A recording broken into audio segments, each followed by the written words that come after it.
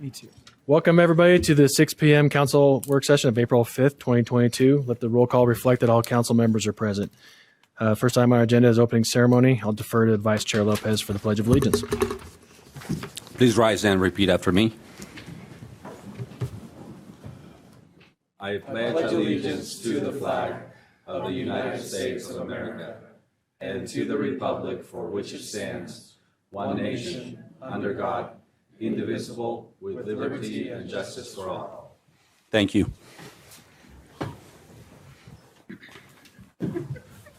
Thank you. Please consider joining us for a moment of silence.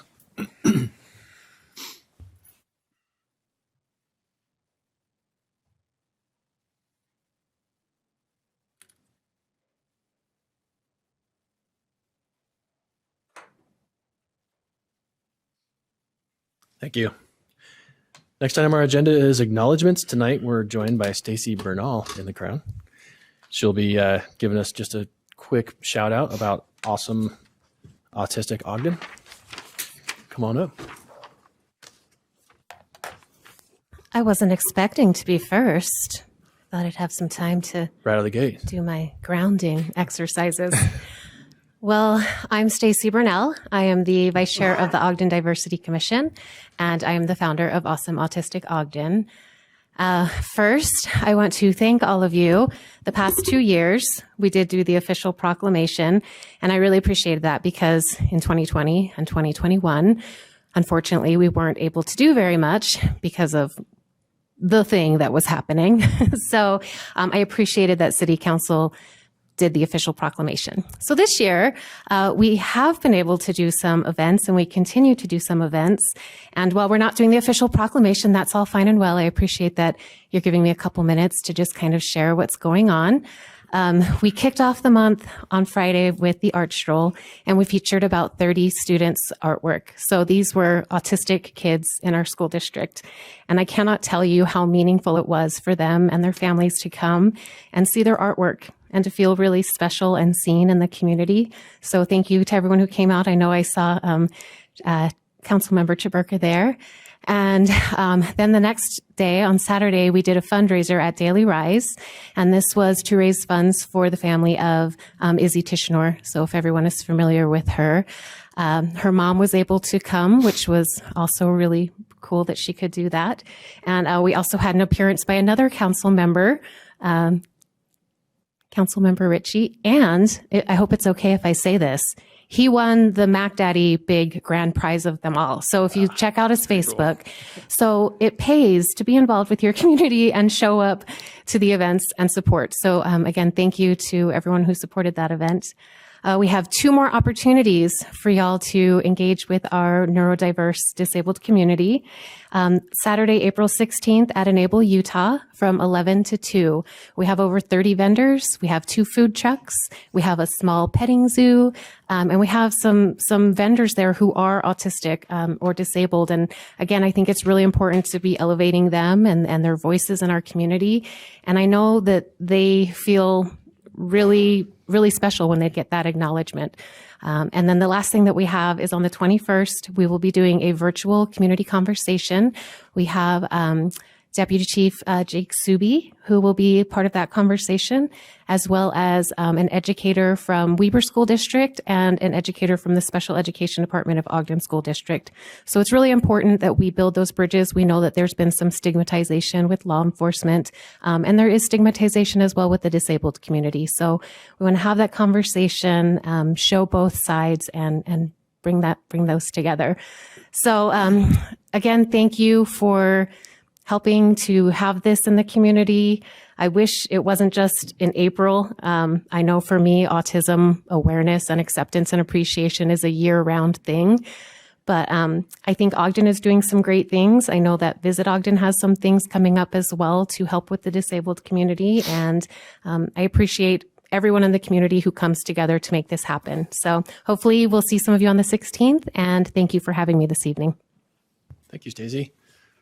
And thanks for all you do for Ogden. As a member of the leadership and the Diversity Commission, you've been at the fire and police banquets. So thank you. Thanks for being there to support us, support our people. And you had me at Jake Subi. He's an exceptional human being. Thank you. Any other acknowledgments from other council members that they want to mention while we're here? We did include the mayor in that as well, if there's anything. Okay. All right, before we get to the approval of minutes, we talked about it, maybe a schedule shuffle real quick since we've got some Chair, folks here. if I could make a motion to reorder our agenda a little bit, to move item 6A to make it three, right after 3. 3.5. Second. Thank you. We have a motion by Councilmember Heyer, second by Councilmember Blair to move item 6A to follow immediately after item 3. It's actually not 6A. Yeah. There is a 6A. Well, maybe it is 6A. Is it 6A? Yeah. Oh, yeah, 6A. Okay, you're correct. I Okay. was in the zone. This changes a voice vote. All in favor, say aye. Aye. Any approved?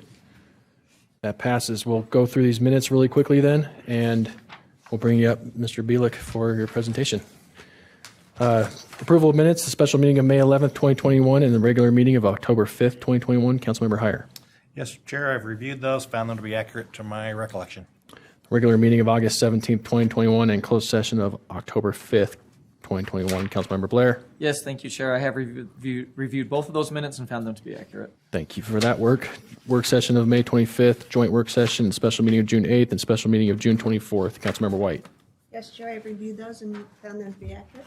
Thank you. Joint work session of May 18th, work session of August 3rd, regular meeting of September 7th, joint work session of September 14th, and work session of October 12th. Councilmember Yes, I Jaberka. really felt like I was going down memory lane reviewing those minutes. They were accurate to my recollection, Chair, and I move that we approve these minutes. Second.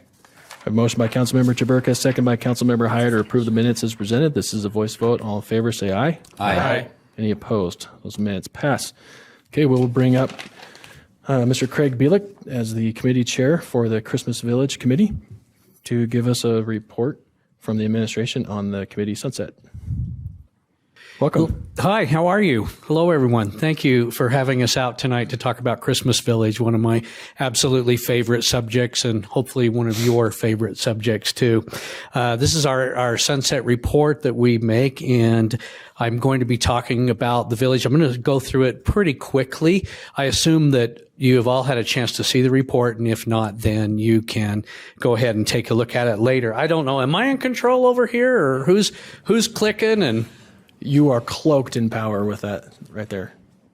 You are driving everything. are you the clicker? I can be. Okay, I just wanted to establish roles, just to make sure that we're all clear. Let's go to our next slide then. Hopefully everybody here is familiar with Christmas Village. This is something that the city can be very, very proud of. It has grown over the last few years to become a nationally recognized attraction in northern Utah. We have other cities that are completely jealous and trying to catch up with us and trying to mimic what we've done and created. And we are very, very proud of it. The Christmas Village Committee consists of 14 members and is currently chaired by Nikki Lavelle. Nikki is out of town conveniently for tonight's presentation so that I could make it. The 14 members are business owners, they're private citizens, and we have some Ogden City staff. In fact, we have Monty Stewart and Jacob. Are you here? Yeah, he's still here. Jacob Chadwick are here. We have some other city staff members also that help us with it. And we absolutely could not make Christmas Village happen without the support of the staff and the community. And that I need to make very, very clear before we go too much farther. Go ahead. Along those lines, it takes a lot of our city staff. It takes a lot of their effort. They string approximately 750,036 decorative lights. Okay. I make up a number every time somebody asks me how many lights we have down there just to make sure I'm keeping them on their toes. But we have a lot of lights and it takes a long time. They also contribute greatly to helping us upgrade our cottages, making the new people have LED lights. They put up the static displays, all of those sorts of things. There's a photo of them right there. Next. In case you don't know, Christmas Village started in 1962. It's become a holiday tradition for nearly everyone in northern Utah. It sagged a little bit in the late 90s and early 2000s and was revitalized in 2001 and has grown to be more than 60 cottages now. In addition, we have entertainment at the amphitheater and the municipal gardens. Christmas Village is a long-standing tradition in our area and one that is beloved, to say the least. Our opening night, let's talk about that. We were canceled, of course, like almost everything in 2020 for opening night, but we returned in 2021 with, if you were there, probably the largest crowd I have ever seen. I've been a member of the committee for more than 20 years. It's a tradition that we have our Make-A-Wish child and Santa turn on our lights, and then we have fireworks afterwards. That's an actual stage shot from our 2021 opening, and you can see that it was packed. Right before our opening, we have the Holiday Electric Light Parade. We estimate about 15,000 in attendance. We have more than 400 staff and volunteer hours that are committed to the parade with 50 floats and the police and fire department groups. We have a variety of organizations that participate, and in fact, to date, we've never rejected anyone, and we get very, very positive public feedback. And I should point out, if any of you have any questions or anything, just stop me and ask. I don't mind being interrupted. I really don't. The village itself is full of cottages. Again, we have about 60 of them. We have been working and getting with our vendors and our sponsors to make sure that they are well kept, well lit, and modern. We also hired a group this year to repaint a lot of the figures in the village to represent more diversity in our community. And we are also offering a year off and a grant to some of our sponsors who would like to upgrade their cottage. Next one, please. I talked about that. Next one. One of the popular things we do each year is this game called I Spy. We hide something in each cottage and we ask children to find it. I had no idea how popular this was until I had grandchildren. It was not a big deal, I didn't think. And this year, I nearly froze to death before they could find all the ornaments, you know. It was a Weber State ornament this year. We have ideas for what we're going to do next year, but I Spy is super popular. Next. Another really popular feature of Christmas Village is that we do Santa and Mrs. Claus. Santa's in the village every night to hear your wishes, get a photo with you. Mrs. Claus takes school-age children on tours of the village in the daytime in both English and Spanish. We received some donations from very generous sponsors so that we were able to give out goodie bags. In 2021, a little more than 1,000 preschool children visited Mrs. Santa and toured the village. Next. Entertainment. We like to have a wide variety of entertainment. We ask that they perform holiday-style performances there on the amphitheater stage, but we've had rap, jazz, folk, elementary, Broadway-style, and ballet, just everything you can think of. In 2021, we had 21 nights of entertainment with a total of 964 local performers. We paid out a little more than $3,400. Breakfast with Santa has become one of our fundraisers for the village. We hold that a couple of weeks before Christmas on Saturday at the Union Station. We average about 250 in attendance. Very popular event.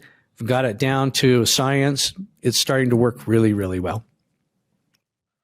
Train rides. Hopefully you all had a train ride. Did you? Raise your hand. Did you have a train ride? Thank you. Yep. We have, this year we had the old train from the Larnfar Park that some of our maintenance crew had worked many years to restore.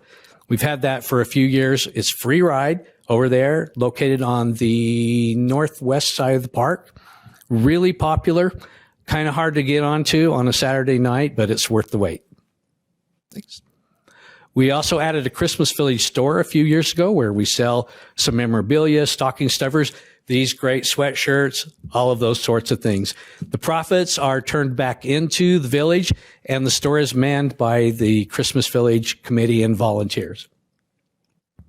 Photo ops, we've included and added more every year. These little photo ops where people can stick their faces through, get their picture taken. This is to enhance the experience, to make Christmas Village even more memorable, and of course to spread the word via social media and those sorts of platforms. We also feature reindeer in the park. 2 of Santa's actual reindeer, his actual reindeer, are here for 2 nights in our village each year. And that event, of course, is free too. In 2020, we were faced with the cancellation of our grand opening ceremonies. So we produced what we called holiday cooking traditions, aired these on our local television stations. We had representatives from a lot of diverse communities in our city come and share their holiday traditions and show us how to prepare a meal or a treat or a drink, something like that. We're still airing those. Next. So we're accomplished. There is a slide coming up next to show you all of our recognitions and our achievements. In 2018, for example, we were voted best in state in the community development, public sector, public work category. That is nice to have that recognition. Next one. There's some links and a few other things, a few other media outlets and websites that I'm trying to think of the word, that review Christmas and travel. I don't know what I'm trying to say. They're there. People know us and they recognize us. Next. So what's up for the future? Well, if you're doing your math right, 2022 is our 60th anniversary. And 60th is the diamond anniversary. Our theme will be Shine Bright. Some of the things we'd like to do this year is purchase and install a large illuminated and animated tree. We've been looking at them. We have it in our budget. We feel like we can make that happen this year. I've also looked at renting about a 120-foot Ferris wheel. I don't know if it can happen. It's illuminated. It's beautiful. I don't know if we can make that happen. The company's a little reluctant to bring it all the way out here to Utah. And I called them up on the phone and they said, no, there's no possible way. And then they called me back and said, we looked at photos of Christmas Village and we want to be involved if we can. I don't know if that'll happen. We also would like to partner with a local jewelry to see if there's some sort of contest to give away a diamond. We are going to update Santa's Castle and our store. And our dream is to somehow build or get a temporary structure or something to have a children's story reading area so that when children came to the park, they could come in for a free Christmas story. Next. So I know you're looking at the ordinance, and at this time, we are not making any recommended changes to the Christmas Village Committee. We feel like it works pretty well. We have good membership, hardworking people. We'd like to keep it the same way, if that's okay with you. Next. And there's a thank you from me and 4 of my 5 grandchildren for everything you do for Christmas Village. And remember, that picture is what this is all about.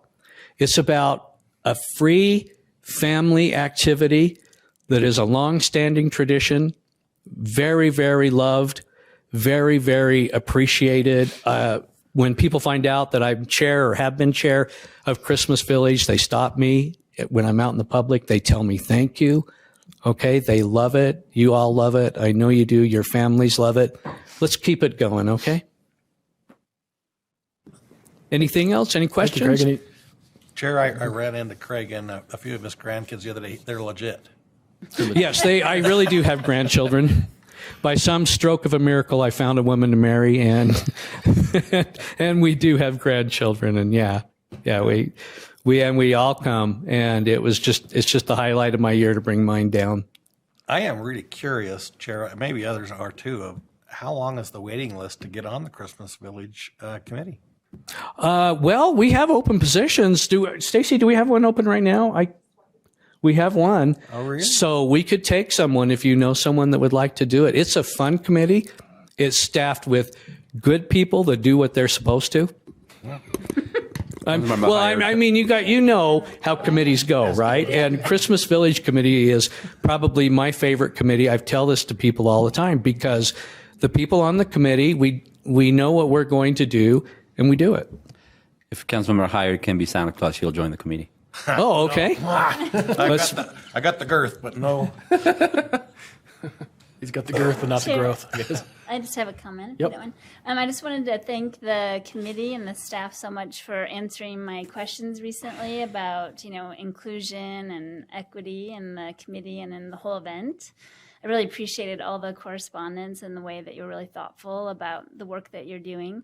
The idea is just that, obviously it's a very Christmas focused event, thus its name, and that it's sort of based on Santa's village, or the toy shop and village.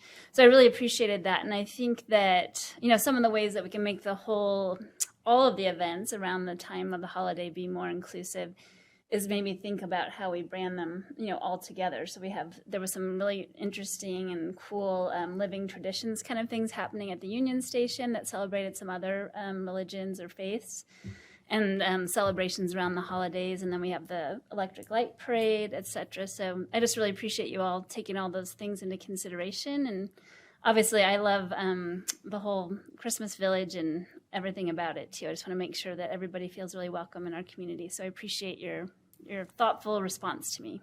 Thank you. Thank you. It is important to us too. We want it to be a warm and welcoming place for everyone. And we want everyone to feel like they're included. I can't think of anyone that's not welcome at Christmas Village. There's two things. One is I think you need to figure out with our staff how many times to the moon and back those lights go. All the strings of lights. They've got to go to the moon and back a couple times because.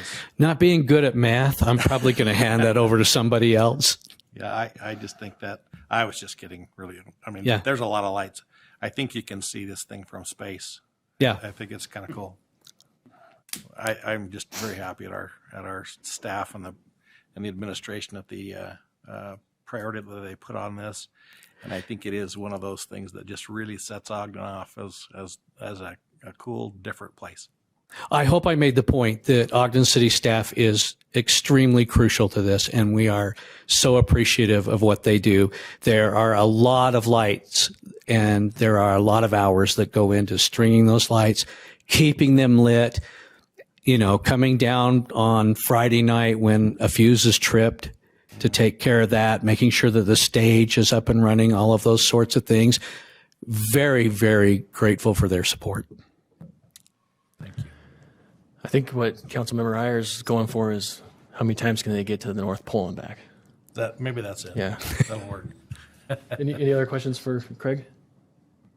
Mr. Chair, if I can just add my gratitude. Thank you all. I know the countless hours that go into this from the committee, but I know the countless hours that go in from Public Works and everything else. Walking every day during the fall months when it's cold, windy, raining, snowing, and those guys are out getting it all done. And I see Monty's face before the switch is flipped when we have that special event on the stage. And I know everybody's in a little bit of a panic, and you just need to know how much we appreciate the work that you all put into this as a staff and that you all put in as a committee. So thank you all very much. It is a very special thing for our community, and that's a collective effort. So thank you all for everything everybody puts into it. We hope so. That's what we want it to be. Thanks for your report, Craig. You bet. Thank you. And you're 100% correct about the staff. You got some of the best that there is helping them with this committee. So, Chair, if I might, Yes, you I may. would love to make a motion that we adopt ordinance 2022-13. Second. we have a motion by Councilmember Heyer, second by Councilmember Ritchie to adopt proposed ordinance 2022-13. This is a roll call vote. Councilmember Blair, Aye. Councilmember Chaburka, Aye. Councilmember Heyer, Aye. Councilmember Ritchie, Aye. Councilmember White, Aye. Vice Chair Lopez, Aye. Chair Nadolski. Aye, that passes. Thank you so much for Craig and members of the committee and members of the staff who are here for that report and for all the work that you guys do. We have some really great committees, great staff, and great outcomes from all of those committees, but I don't know if any of them are as passionate and magical as this one is. So keep up the magic. You're making an impact. Okay, going back to our original agenda, what is currently listed as item 4 on the agenda, items of common consent. We have a consideration of appointments to the Ogden City Arts Committee and to the Ogden Trails Network Committee.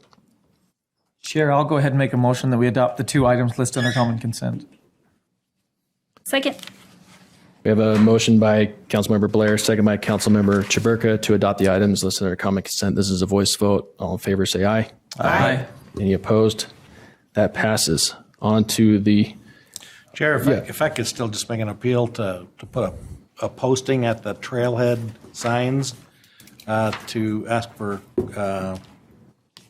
volunteers that would like to participate in that Trails Network. I think we can homogenize our city a little better if we do that. thanks for the reminder. Okay, next item is the public hearing. We'll be hearing from Lisa Stout and Leslie Judkins from Human Resources on the employee salaries and cost of living adjustments. Justin will be guess- doing it instead of Lisa. Okay, You might notice that he doesn't look like Lisa. Just look a little different. I'm not going to say anything. Welcome, you guys. Clicker, you want to do it or you want me to click? Good evening, council members, and thank you for having us tonight. So we just want to discuss a recommendation for a mid-year wage adjustment for full-time general employees and sworn firefighter employees. As you know, we are in a tight market. We have some tough recruitment and retention challenges. Year to date, our turnover is about 10%, and just this past pay period, we lost 10 full-time employees. 9 resigned and 1 retired. So it is really a tight market, and we need to do all we can to try to keep our employees. As a recap of what we've done for compensation, the city administration recognizes the contribution and importance of city employees, and we prioritize that for the last several years. We had our Evergreen Solutions compensation study, and due to the economic uncertainty of COVID, we've had to do that in 3 phases. So phase 1 and 2 were completed during FY 21 and 22, and phase 3 was completed for sworn police personnel in November of 2021, which was for FY 22. So we'll kind of go over what we've done so far. So phase 1, that was approved in April of 2021. That was a 4% salary and pay range adjustment for full-time employees. And then the employees also received a one-time lump sum stipend from that increase. Phase 2, we implemented the recommended salary tables and pay ranges. That was done in July 2021. All employees were placed at the new pay grade minimum or to the closest step. And then we implemented the recommended job titles on top of that. So if bringing the employee to the minimum was not at least 4%, every employee received at least a 4% increase in July of 2021 to start out FY22. And then sworn police and fire, they were also eligible for their next step. Theirs happens on their anniversary date, where general employees all happen once a year in July. Due to some hiring crisis and turnover in the police department, if you recall, back in November of 2021, we went ahead and moved forward with the phase 3 implementation for the sworn police department. So that means that we moved all of the sworn police officers to their full progression step to get them equal to their years of service. And we also adjusted their pay structure. That was an annual budget impact of about $2.5 million. And I don't know if Justin has anything to add, but this change really made a significant difference and improved our recruitment and retention for the police department. So it did what it was intended to do, and we were thankful for that. So the phase 3 proposal is to finalize and finish up the Evergreen Solutions compensation study. So for general employees, what that means is we will place them now in their pay grade at where they were prior to their new pay grade. So if they were progressed 50% through their pay grade when we dropped them in July of 2021, we'll now move them to their 50% of that new pay, of their pay range currently. We already have them in their new pay grade. That happened in July of 2021. This would just making their final adjustment under the Evergreen Solutions and finalizing and finishing out that compensation study. As I just mentioned, we did that for police. We finalized sworn police in November of 2021. We would also do that for sworn fire employees. We'll now move them to their full progression step and finalize and close out the Evergreen solution compensation study for that process as well. So when I talk about that, that just means if they have 5 years of service, we're moving them to the correct step to meet that years of service for that employee. In addition to the phase 3 of the study, we're also recommending a COLA for the general employees and the fire employees, the sworn fire employees. That would be a 2% cost of living increase. All full-time merit, non-merit special, and sworn fire personnel would receive a 2% COLA. By doing that, that also shifts the range structure, so the whole pay grades would shift by 2%. Again, it excludes sworn police because they did receive their adjustment in November of 2021. So with this phase 3 approach, obviously there's a cost to it. And so before you tonight, there's 2 different ordinances that are being proposed to be adopted tonight. The first one has to do with amending the salary schedules. As Leslie talked about with the COLA, the cost of living adjustment, shifting that 2% would shift all of those tables by 2%. So that would be an amendment to the merit, non-merit, and sworn fire schedules. So that's the first ordinance. The second ordinance is the budget that goes along with this change. As you can see on the screen, the breakdown of the full progression costs for general employees versus the COLA costs, and then same with the fire, and then the impact of what the total amount being asked to add to the budget right now is just over $700,000. That the revenue to offset this addition comes from unrealized revenues that we've received this year over and above what we had originally budgeted throughout the general fund and then the enterprise funds. The total cost in the general fund specifically is just shy of $500,000 that would be added. And I know when we met in work session a few weeks ago, there was a couple questions that got asked as far as the number of employees and the average increase. And I thought I'd just share a couple of those statistics with you. So obviously, with what Leslie said, we've lost a few more employees. But when we first ran this information, there was about 475 general and sworn firefighters that were included in this. And out of that, about the overall average is about a 7% increase with the 2% COLA. And so it is a pretty substantial increase and is very helpful with what's being projected. And out of that, with the way that we've done the 4% last April, and then the what we adopted this year, there were quite a few people that it pushed them into where they would already be for their full progression. And so the number of employees that would be receiving above 2%, there's about 57% of the general employees would be receiving above 2%. So that means that that 43% they'd only be getting that cost of living adjustment. So that's partially why we're also recommending the cost of living adjustment, because there are so many that have already been pushed into where they need to be. And then same with fire, there's a handful of firefighters that, because of getting their step, they've already progressed to where they need to be. And so again, that cost of living adjustment is to help with that. So if this is approved, the recommendation is to make that effective the current pay period that we're in, which began on Saturday, April 2nd, to make those changes. I also would like to reiterate that this is for FY22, and that we understand that we still have a long way to go, and we'll be working on a proposal for the new budget year for FY23. We're committed to the employees. They're our main priority. Without them, we all know that it's hard to get things done, and we just want them to know that they're at the forefront of our minds as we try to work through these compensation issues. So, any questions? Thanks, you guys. Questions for Justin and Lisa? Chair, I just have a quick question. So we asked Evergreen to do this study in 2019, right? Mm-hmm. So we're already 2-3 years past that. Do we have, I think that's our job to say we should do it again, but do you feel like that was important, and should we do it again? I guess is the next question. So that has been a topic of discussion, and we understand with the data is old, and that's part of our presentation that will come forward. But I do think that we need to, once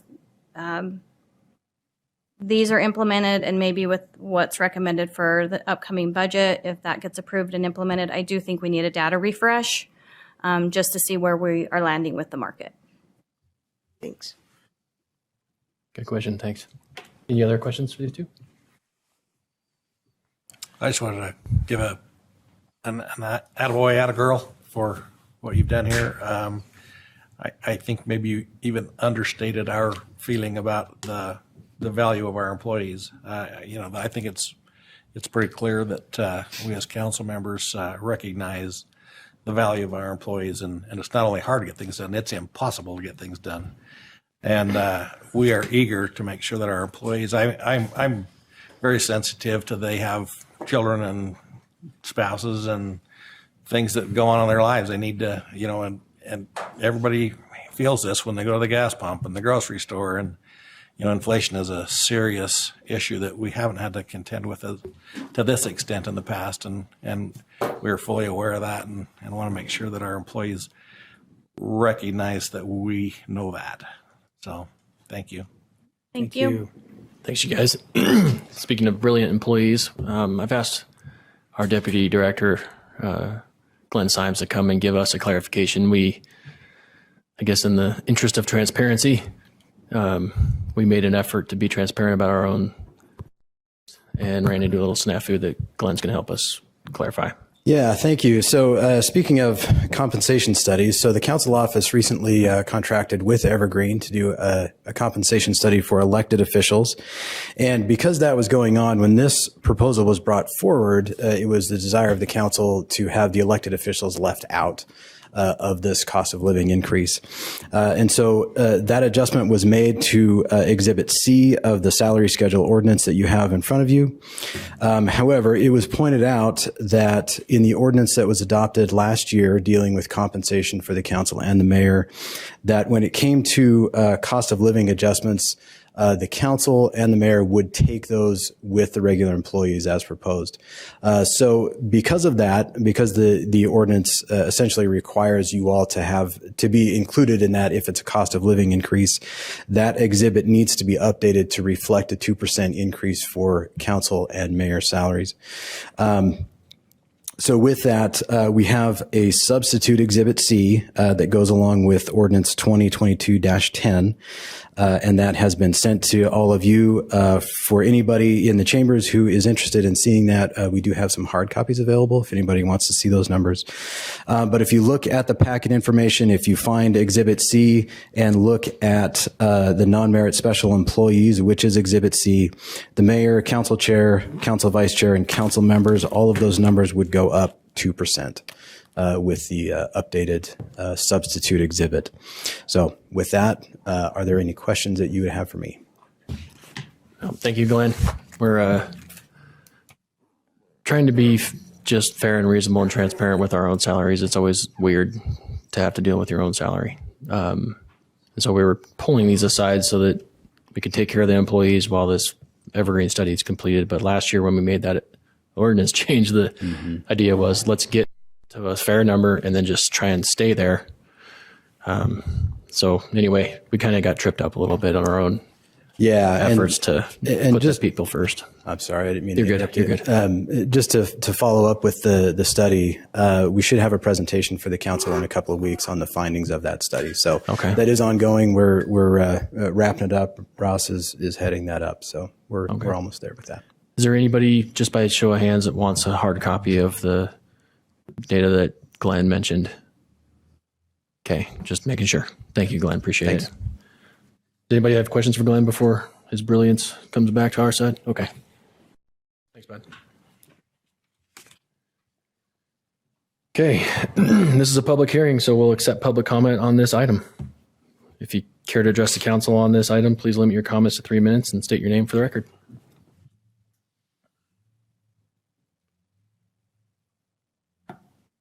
Man, that got quiet. Chair, seeing no movement or no hands online, I would make a motion that we close the public hearing on this item. Second. We have a motion by Councilmember Heyer, second by Councilmember Blair to close this public hearing. This is a voice vote. All in favor, say aye. Aye. Any opposed? That passes. Having received presentation in the comment, we are open for action. Chair, I would, I'm seeing panelists on our screen, but I didn't see the attendees. Are there no? Did I miss anybody in that? No hands? Okay. All right. Attendees are listed. But did any? No, you were good Okay. there. We're good. Sorry. No, thanks for clarifying. Thanks. Okay, Councilmember Heyer. yes, I would make a motion then, Chair, that we adopt ordinance 2022-10 with the substitute Exhibit C, updating the salaries for the mayor and council members, reflecting the 2% COLA increase. Second. Thank you. We have a motion by Councilmember Heyer, second by Councilmember Chaburka to adopt proposed ordinance 2022-10, including substitute Exhibit C as presented. This is a roll call vote. Councilmember Chaburka. Aye. Councilmember Heyer. Aye. Councilmember Ritchie. Aye. Councilmember White. Aye. Councilmember Blair. Aye. Vice Chair Lopez. Aye. Chair Nadolski. Aye. That passes. Ready for the next? Yes, sir. And I would make a motion then that we adopt proposed ordinance 2022-11. Second. We have a motion by Councilmember Heyer, second by Councilmember White to adopt proposed ordinance 2022-11. This also is a roll call vote. Councilmember Heyer. Aye. Councilmember Ritchie. Aye. Councilmember White. Aye. Councilmember Blair. Aye. Councilmember Chaburka. Aye. Vice Chair Lopez. Aye. Chair Nadolski. Aye. That passes. Thanks for all your work, you guys, on, where did they go? There they are. Thanks for all your work on this. Thanks to the administration, mayor, and CAO. We know where you guys place your priority. Just so that if there's any other employees that are not in the room that are listening to this, y'all should know it's not just talk from mayor, administration, CAO, council. Like, you guys are incredible people. We're really blessed to have you. It's really easy to say when we have so many incredible people sitting right in front of us. So, okay. Continuing on to item 5B, fiscal year 2022-2026 capital improvement plan amendments. We'll bring up Barton Brierly, our senior planner, CED. Welcome back, Barton. Getting to know you better and better, aren't we? Oh, thank you. I appreciate that. So this is a request to amend the capital improvement plan for project AR014, which was to modify the terminal building and TSA holding room at the airport. There was $520,000 in the capital improvement plan. It came to the attention of the airport that there's opportunities for federal funding for additional improvements there, which would allow greater expansion of the terminal to allow indoor baggage claim, additional waiting area for passengers. And so the simple request is to amend the CIP to put in $1 million for the next 5 years, which would be federal funds. So that's the simple request.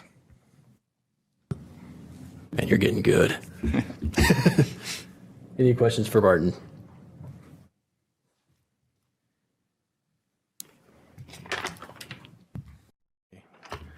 Seeing none, this... Chair, I see we have our airport manager here. It'd be enlightening, at least from this council member, to know how it's going to play out. If he would like to tell us. Come on up, Brian. What's in the works? Just to be very brief, it's part of the Bill Act, the bipartisan infrastructure law that was passed. They provided a large sum of money in the billions for airports, and it was divvied out in 3 chunks. One was for, like, the entitlement monies, the $1 million that we get every year. And we will get our $1 million that we'd get anyway, and we get an additional $1 million for the next 5 years. So you add that to the money that was already budgeted for the previous project, and we get a real nice project for the terminal building. The highlights are inside baggage claim, probably quadrupling the amount of restrooms in the hold room, doubling the size of the hold rooms. The whole intent is to make it so that we can handle 3 airline aircraft at the same time. And this will do it all. And so I believe we'll be back to you at a later time to ask for the additional money, the recognition of the money that's coming in by the feds, and the ability to spend it. Thank you. Thanks, Brian. Yes. No, I just said thank you.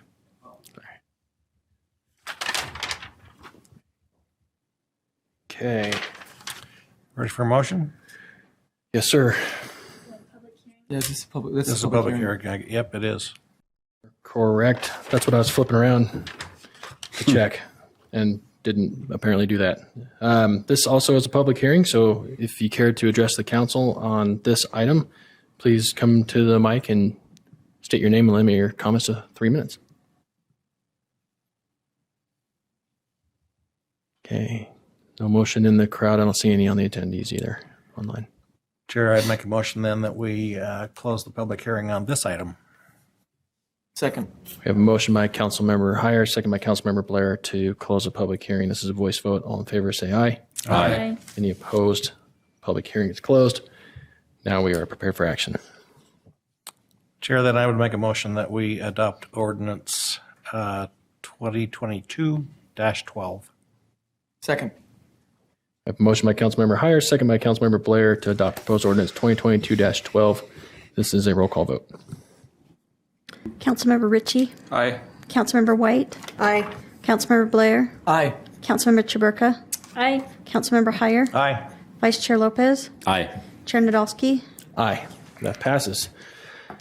Okay, moving ahead. Thank you, Bart. Councilmember Blair, for the record, is asked to be excused for a private matter. Okay, moving on to public comments. This is an opportunity to address the council regarding concerns or ideas on any topic. Please state your name for the record and limit your comments to 3 minutes. Hi. How you doing, Kerry? Okay, I'm Kerry Wayne. I'm your neighbor from across the street.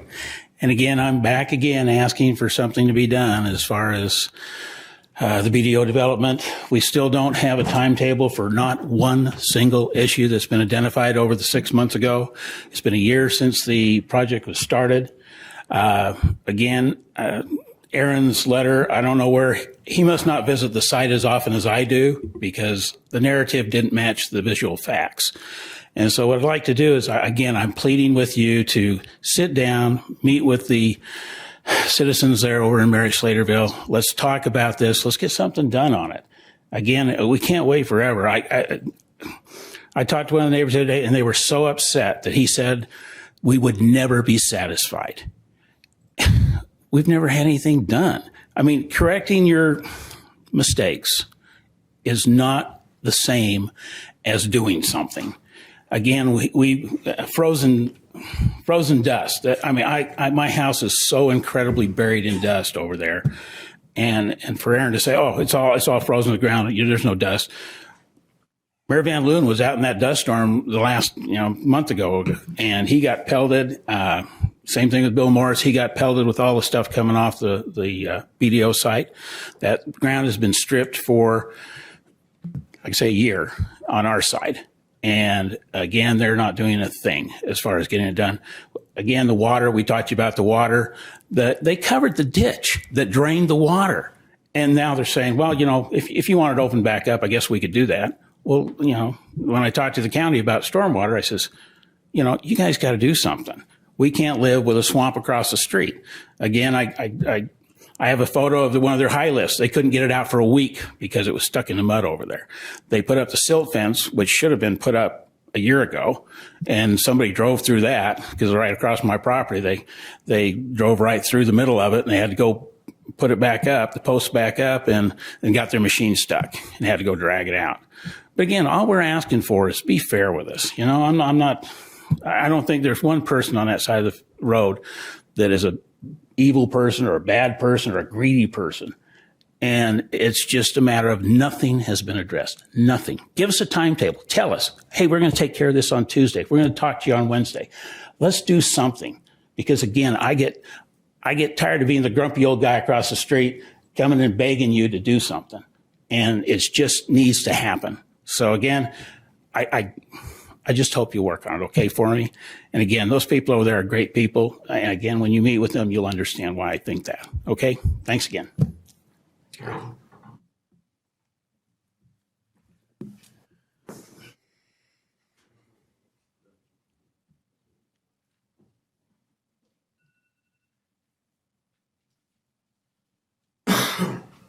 Welcome. Welcome. My name's Alan Walker. And I'm Mike Miller. I live down on the old Shoup subdivision down Wall and 7th Street. I'm trying to build a garage, and every turn that we turn, we're getting fought with about codes that are old codes, I do believe, and they need to, they tell us we can't put metal siding that's baked enamel on the side of a garage because it's not acceptable. I mean, you can't get more acceptable siding than something that's going to last you for 30 years. I got pictures of stuff that I could give to you, and you guys can look through them, and you can see the difference. I have a gray one that's 4 houses down the street that's been here since the 60s, 70s, and it looks better than most of the new vinyl siding stuff that they're putting up. And the vinyl siding costs you $5,000, $10,000 more to put the vinyl siding on your garage than the metal siding, and the metal siding will outlive your vinyl siding by years and years, and it's just costing the people, the Ogden public money that, we really don't have right now. And so we're kind of coming to you to see if you could do something to help us. Okay. Anything to add before we? I just wanted to say that code was, we've applied for a permit. We've been helped and talked to. The people and the staff have been fairly good, pretty well. Somebody was sick for like a week and didn't get back to us for a long time. Life goes on. The code is like 15-13-33. It talks about metal siding on the buildings. I'm the contractor, or hopeful contractor. I'm building the building for him. Yeah. I've been doing these things for 10 years. And I've gone and taken wood siding off of buildings and put metal siding on. Because why? The wood siding needs maintenance. It needs to be kept up. You drive around almost anywhere and you'll see all these things that are acceptable on the code. Wood siding or T111 siding. All these things need to be painted every 5 years. Can I approach you? Or? Yeah, can you just hand them to Brandon for me? Over here. I don't want to. Mr. Chair? Yeah. Can I ask what the address was again? 169 West Gwen Street. Cool. Thanks, man. And it seems kind of crazy. There's one that's in. Can you come to the mic, please?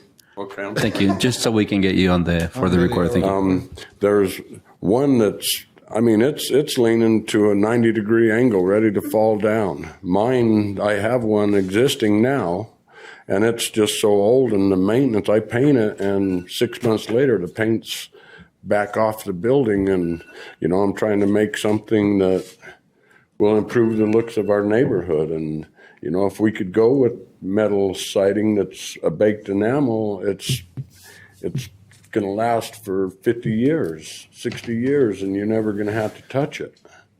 Okay. So, it would help to improve the looks of the neighborhoods that we live in, and, it would help the people's pocketbooks too. We're living in kind of a crazy time right now.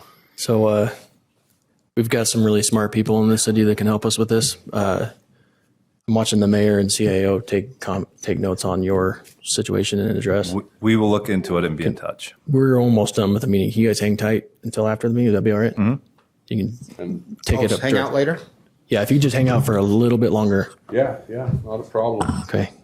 Yeah, thank you. Thanks, you guys. Okay, anybody else in the chambers? Yeah, come on up.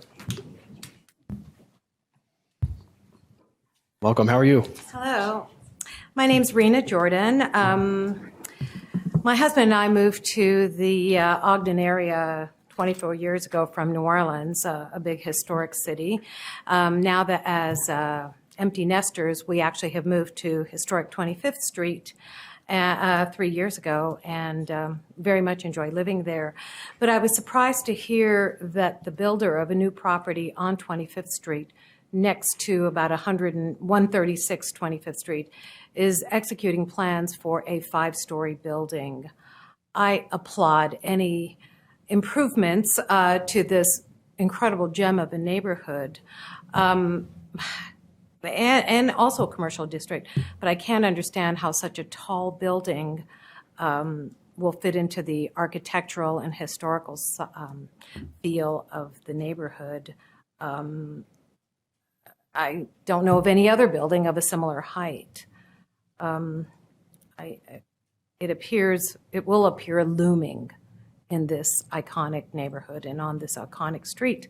That street has been used to film movies of eras in the 1800s. That won't make sense in a 5-story building. Clearly, at some point, this was approved, and so I feel dismayed by a building of this height. I hope it's something that could be reconsidered. It may be too late. The footings, the foundations are being built, but yes, it will obscure my view, but that's not the point. The point is the integrity of a beautiful neighborhood. Ms. Jordan, what was the address of that again? It is, I don't know the exact address of the building, but it's right next door to 136. 136? Yeah. What street? 25th Street. 25th, okay. Yes. It's right on 25th Street. Okay, all right. So it's between Wall and Lincoln. Okay, So thanks. I hope this will be something that will be considered, even though they've already started construction. Okay, thank you. Thank you. Okay, anybody else in the chambers?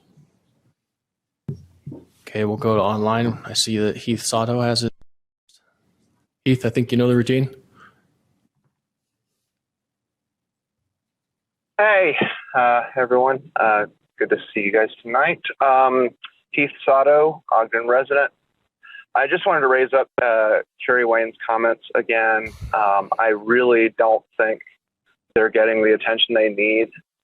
I will again remind everyone that we are developing that area to profit Ogden. And in doing it, we are seriously harming the lives of our neighbors. I don't want to be that kind of neighbor. And I would like to congratulate the mayor on his extra $1,000 a month almost that he's getting now that you all just approved. But I would like him to do more than just say he's taking notes. I want him to actually earn his income and actually be a mayor and make some decisions and show some vision and show some leadership and do something more than say he's just taking notes when we've actively harmed our neighbors' lives for profit. So that's all I want to say, and I hope we'll get more than I'm taking notes. Thanks. Thank you. Any others care to address the council? Okay, seeing no other hands, we'll move to comments from the mayor. Nothing to add at this time, thank you. Okay, comments from the council. Chair, I looked up that ordinance, and I remembered we did modify this ordinance within the last year, if I'm not mistaken, that allowed for that type of exterior material if a relief feature is included on at least one side of the building that breaks up the longer side, front, or roof elevation of the building. And so change in your architecture may solve this problem. And I can tell you, if my memory serves, which it oftentimes doesn't, for this long ago. When I was on the planning commission, we reviewed this, and the reason is because it just looks so industrial. And in a residential, that was what was trying to be eliminated is the industrial feel of exterior buildings. And that's why that material was singled out. But if you can change your architecture a little bit, it looks like you can still meet the ordinance. And if you don't want to do that, you can always petition to change the ordinance. That's always available to every citizen. So, okay. We'll let you guys, if you got some questions, take it up with these guys after, if that's okay. Okay. Any other council members? Comments from other council members? I just wanted to the 25th Street, not necessarily that particular project, because I think you're right, it's well on its way. But there are different ways that you can be informed about what's happening, you know, on our schedule, on the Planning Commission schedule, so that you can be sort of aware of these things as they're happening. Because sometimes they happen for years. I mean, many of these projects are in like the Planning Commission. They come back forward to us many times too. So I'd be happy to share some of those resources, but you can subscribe to our email account, and I think maybe the Planning Commission too. So that way you'll know when all these things are happening, because we have a huge plan actually downtown called the Make Ogden Plan. I would love to share that with you so you can kind of see what the whole plan is for downtown, and then you can give feedback about that too.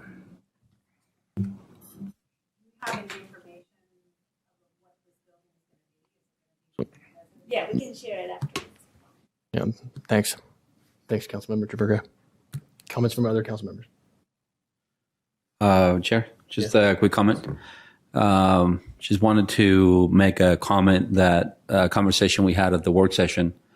Mayor, we were talking about water in the work session, and Mr. Johnson told us that this week he and your team have had some robust discussions as to the dire situation of our water supplies here in the city and for our residents. And I made the comment that I would make a plea to have a very, very strong, aggressive plan for how we're going to combat these.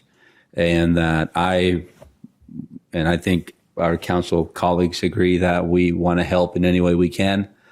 And if there's a way to get updates as much as possible about how we're going to mitigate these and how, you know, what this is going to look like, I would really appreciate it. So just wanted to re-emphasize that. Thank you so much. I appreciate that, and it's a priority for us. And so we'll push all that information out, and we can use everybody's help in spreading that information and doing some education as to just how desperate it is right now. So we will make a commitment to put that through your council leadership team and to you guys and to the staff. It's a big issue. So thank you. We're very, very focused on it. Thank you, Mayor. Appreciate it. Thank you. Thanks. Anyone else? Sounds like we've got no water where we don't want it, and water and BDO where we don't. Did you? Sorry, Councilmember. Just real. I mean, I appreciate Carrie staying present with us on this, and you know, I know that there was that letter sent out to addressing those things, and maybe it'd be good to catch up with you on you know, some of the things that were said that way, so we can have a better understanding. And certainly, I mean, it's tough. I mean, certainly, what's going on there, and also just wanted to, you know, support or just make a comment about the salaries and things, and just we've got great people, and the fact that we're losing employees is a challenge, and we want to make sure we retain the best employees and provide a really good opportunity there. And part of that is paying for the employees, and so we need to make sure we have ways to earn the income and you know, do all that. So anyway, just a comment. Thanks. Thank you. Good. Okay. I'll just say that I just want to thank Mr. Wayne for. I know that your level of frustration is not shown here. And I just want to thank you for that, Grace. I don't know, we're in a weird position too. It's We were hoping to facilitate some solutions, and it's a difficult thing. It's not in our lane. It just isn't. But we've got a meeting tomorrow. Maybe we can talk about it. I think you're coming with me. We've got a joint leadership meeting tomorrow. Maybe we can talk through it there, see what we can do. There was Mayor, you sent an email a while back to the council and to Mr. Wayne in response to one of his emails that the engineering group was going to get engaged. So maybe we can get an update there. Those guys are as good as they get. So I'll have that ready by tomorrow. Okay, I appreciate that. Okay, if there's no other comments, I'll entertain a motion to adjourn. So moved. Second. Motion by Councilmember Heyer, second by Councilmember Lopez to adjourn. This is the voice vote. All in favor, say aye. Aye. Any opposed? We are adjourned. Thanks, you guys.